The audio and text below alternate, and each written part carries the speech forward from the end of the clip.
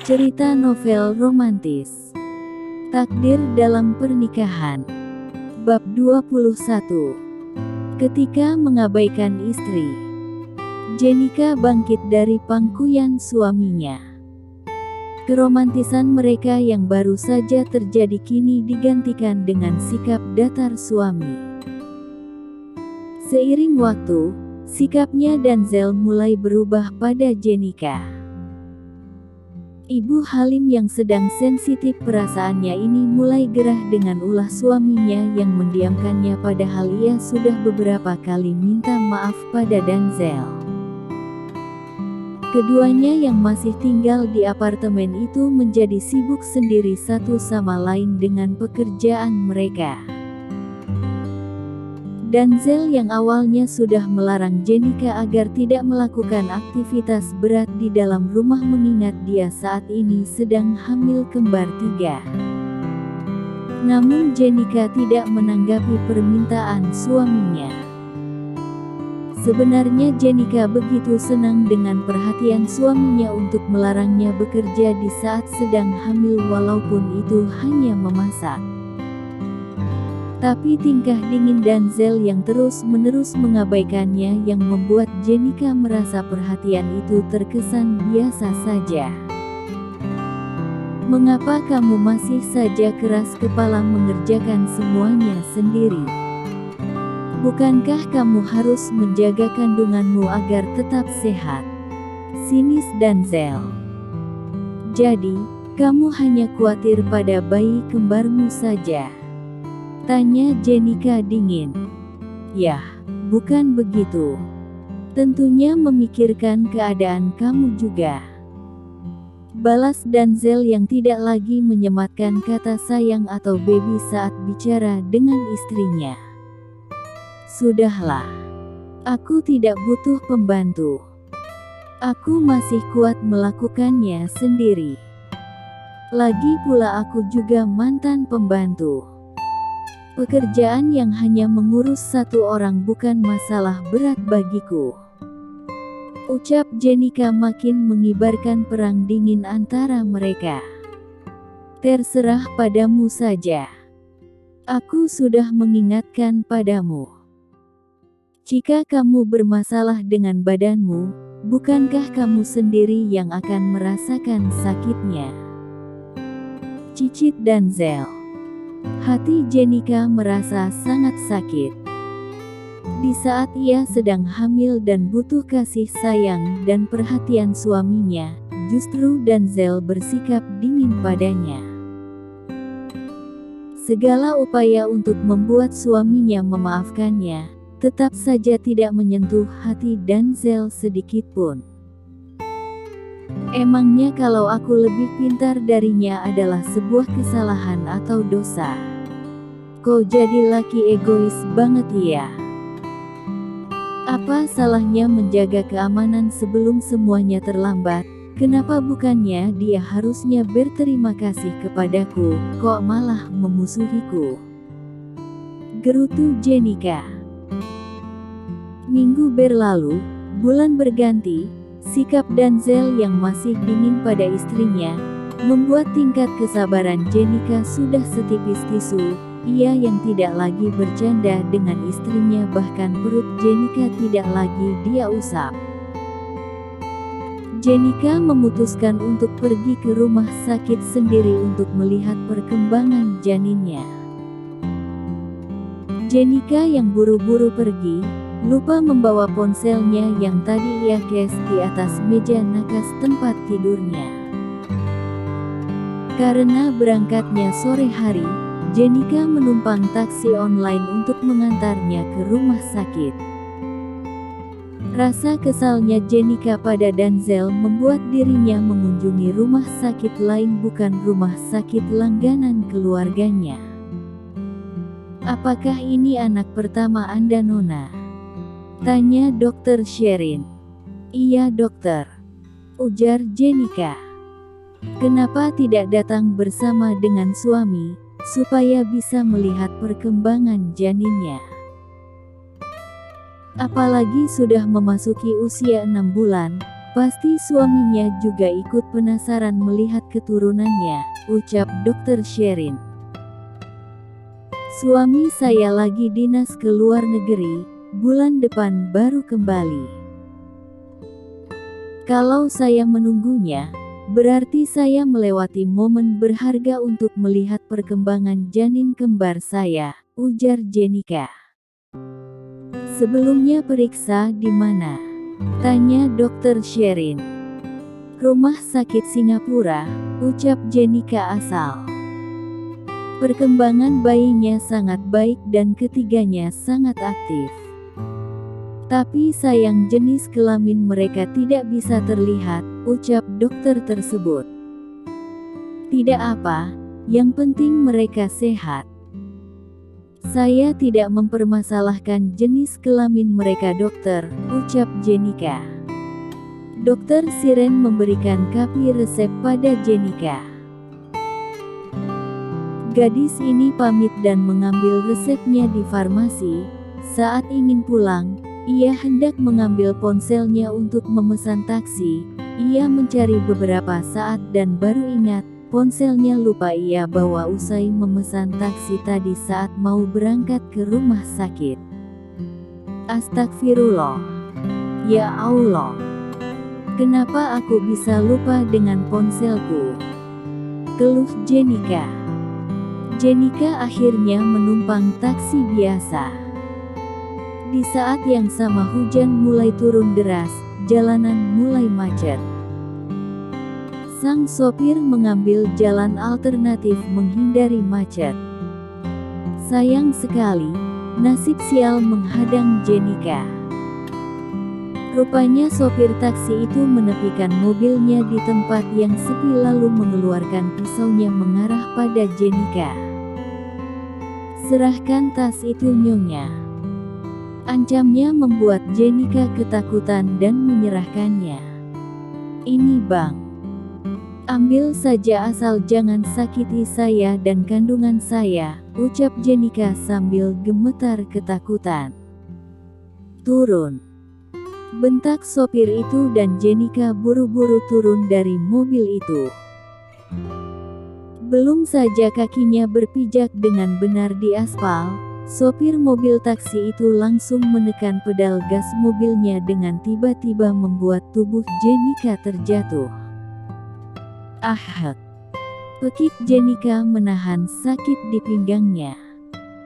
Darah segar sudah keluar dari celah pahanya. Sakit yang luar biasa pada perutnya tidak bisa ia tahan membuat Jenika hilang kesadarannya.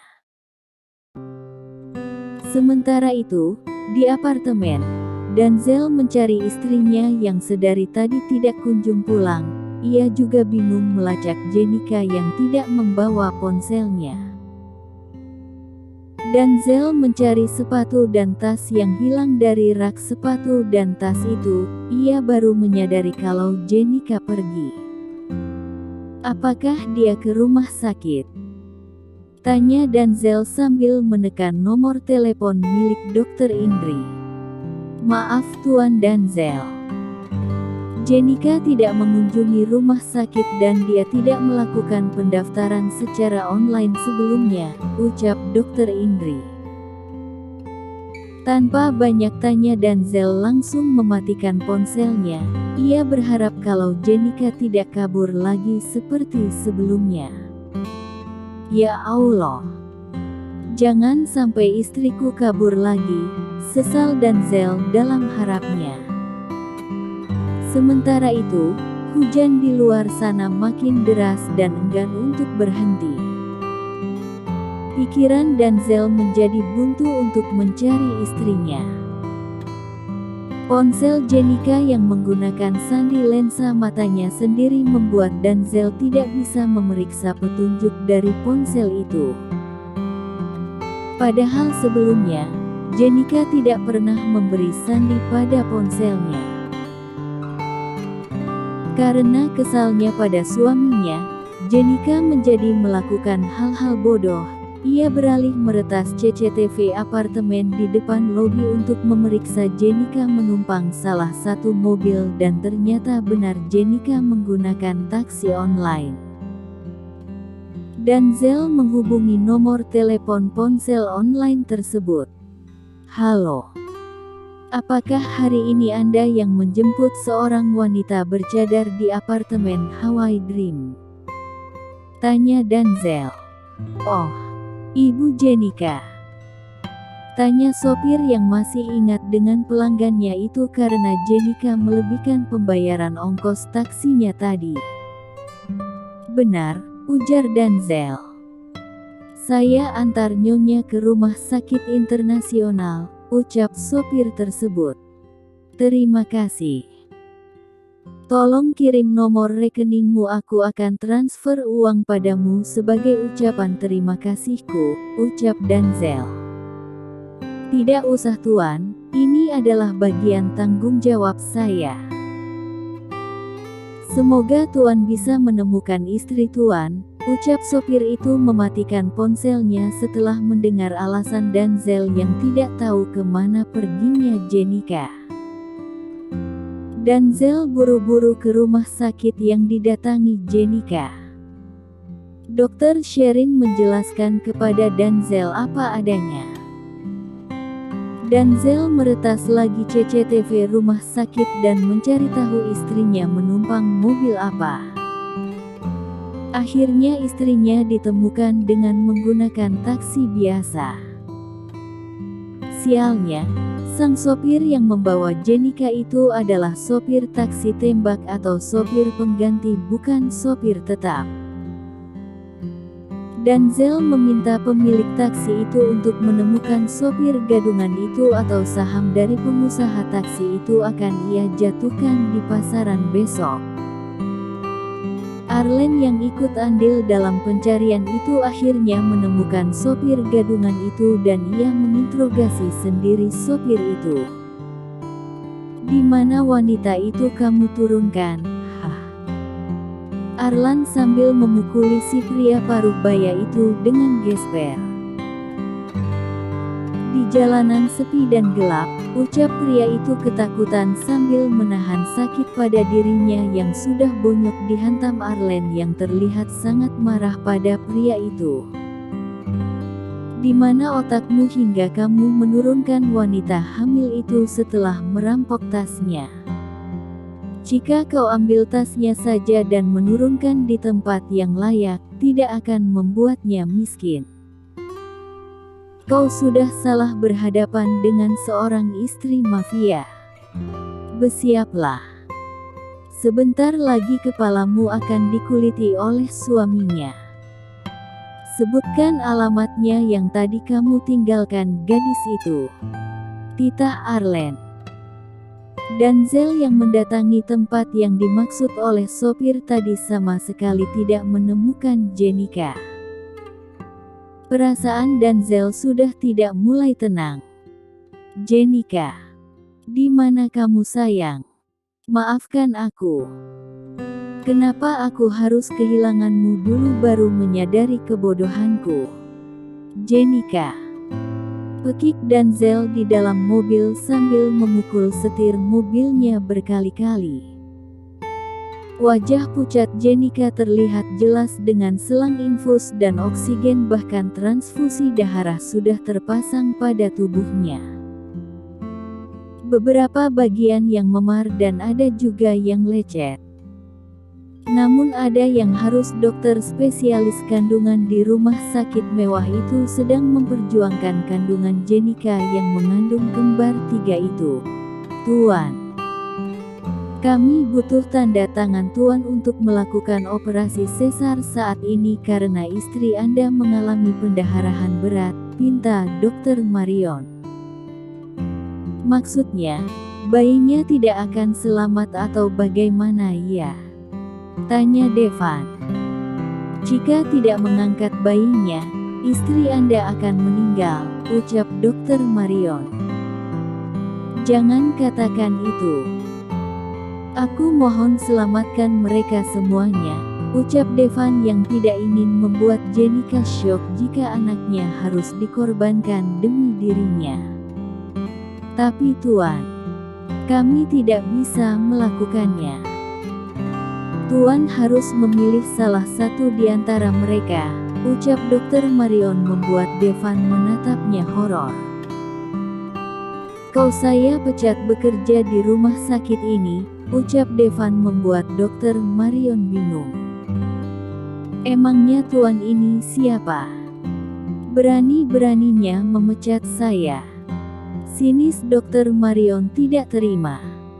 Saya adalah Tuan Devan, tegur seorang dokter senior yang bernama Zian.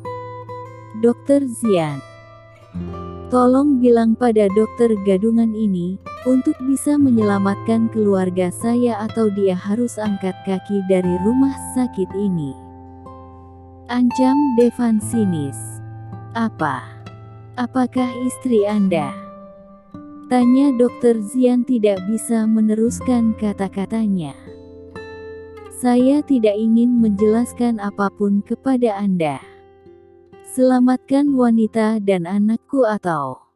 Baik Tuan. Dr. Marion. Lakukan sesuatu untuk menyelamatkan istrinya Tuan Devan. Tuan Devan adalah putra pemilik rumah sakit ini, ucap Dr. Zian membuat wajah Dr. Marion syok. Baik. Akan saya usahakan Tuan, ucap Dr. Marion gugup. Dr. Marion buru-buru masuk dan meminta beberapa obat yang dibutuhkan untuk mempertahankan kandungan Jenika. Sementara Jenika saat ini sudah sangat kritis. Apa yang bisa aku lakukan ya Tuhan? Mengapa setiap orang kaya selalu saja menekan kami seakan kami ini menyiapkan nyawa serep untuk pasien istimewa, gumam Dr. Marion lirih. Hampir 2 jam lebih Dr. Marion mencoba menyelamatkan Jenika dan kandungannya. Beruntunglah, Baka bereaksi. Jantung ketiga bayinya normal lagi setelah dilakukan USG ulang. Dr. Marion menarik nafas lega saat melihat status pasien sudah lebih baik walaupun Jenika belum melewati masa kritisnya. Tidak berapa lama, Jenika dipindahkan ke ruang VVIP dengan perlengkapan alat medis di badannya. Devan menemui Jenika yang saat ini mengenakan baju pasien tanpa hijab hingga kecantikan wanita ini terekspos sempurna dan itu sudah membuat jantung Devan berdegup kencang. Devan mengusap mulutnya. Merasa tidak percaya bahwa wanita hamil yang ia tolong ini adalah seorang bidadari. Siapa kamu sebenarnya cantik? Tanya Devan karena hanya nama itu yang bisa ia sematkan untuk Jenika. Tanpa identitas Jenika membuat Devan lakukan apapun. Dr. Mariska masuk ke kamar inap Jenika ketika mengetahui putranya membawa seorang wanita hamil dari Dr. Zian. Devan. Panggil Dr. Mariska. Bunda. Devan mendekap ibunya. Siapa dia dan bagaimana kamu bisa pulang dari luar negeri dengan membawa wanita ini? Setahu Bunda, kamu bahkan tidak menceritakan kepada Bunda tentang kekasih apalagi istri, tanya Dr. Mariska. Saat aku naik taksi menuju rumah, aku menemukan gadis ini di jalanan. Aku juga tidak tahu siapa dia karena tidak ada identitasnya Bunda yang bisa aku hubungi keluarganya. Sepertinya dia dirampok dan diturunkan di jalan, ucap Devan. Baiklah. Kalau begitu kita lapor polisi. Siapa tahu suaminya sedang mencarinya, ucap Dr. Mariska. Tidak Bunda. Polisi tidak akan bertindak kalau belum sampai 48 jam. Bukankah aturan polisi seperti itu? Jadi biarkan gadis ini di sini. Permisi tuan, Nyonya. Ini baju gamis dan cadarnya sudah kami laundry dan ini perhiasan dan jam tangan milik istrinya tuan. Ucap suster yang menggantikan bajunya Jenika. Terima kasih suster. Ucap Devan. Permisi tuan. Suster itu meninggalkan Devan dan ibunya. Devan. Gadis ini mengenakan pakaian syar'i dan cadar. Mengapa kamu begitu berani menatapnya? Ini istri orang. Jika dia sadar dan melihat kamu di sini, gadis ini akan marah besar karena tidak semua wanita sepertinya mengizinkan pria yang bukan muhrimnya melihatnya walaupun itu wajahnya saja, ucap Dokter Mariska tegas. Ini namanya rejeki bunda, bisa menatap kecantikan istri orang, ucap Devan cengengesan. Kamu tuh ya. Jangan sampai otakmu konslet dan berpikir yang aneh-aneh, ucap Dokter Mariska sambil menjewer kuping Devan. Tapi dia sangat cantik bunda. Betapa beruntungnya pria itu yang bisa memilikinya, puji Devan sambil menatap wajah cantik Jenika penuh damba. Tunggu Devan. Itu barang-barang pribadi gadis ini. Bunda mau lihat dulu. Siapa tahu ada petunjuk untuk kita mengetahui gadis ini, ucap Dokter Mariska. Dokter Mariska mengeluarkan benda berharga milik Jenika dan menelitinya dengan seksama. Perhiasannya adalah berlian asli dan limited edition. Dan jam tangan ini bertuliskan inisial nama dia dan suaminya J dan D, ucap Dokter Mariska. Berarti dia istri seorang konglomerat. Jika pejabat tidak mungkin memiliki berlian dengan harga ratusan miliar dan juga jam tangan mahal ini, ucap Devan yang tidak asing dengan barang-barang mewah. Kita harus memulangkan gadis ini begitu dia sadar, ucap Dokter Mariska. Tidak bunda. Kita harus menunggu pernyataan gadis ini. Siapa tahu dia lari dari suaminya dan ingin dilindungi oleh kita, cegah Devan. Jangan. Kalau iya, kenapa bunda? Aku memang jatuh cinta pada gadis ini, ucap Devan penuh ambisi. Jangan aneh kamu Devan. Kamu akan berurusan dengan hukum karena telah menyembunyikan gadis ini, imbuh Dokter Mariska. Aku tidak peduli bunda. Hatiku langsung nyangkut padanya saat aku melihatnya, ucap Devan kekeh dengan pendiriannya mempertahankan Jenika. Jangan melibatkan dirimu pada hal-hal yang akan meruntuhkan reputasi keluarga kita. Ancam Dokter Mariska lalu duduk di sofa sambil menunggu keadaan Jenika siuman. Lanjut ke bab 22.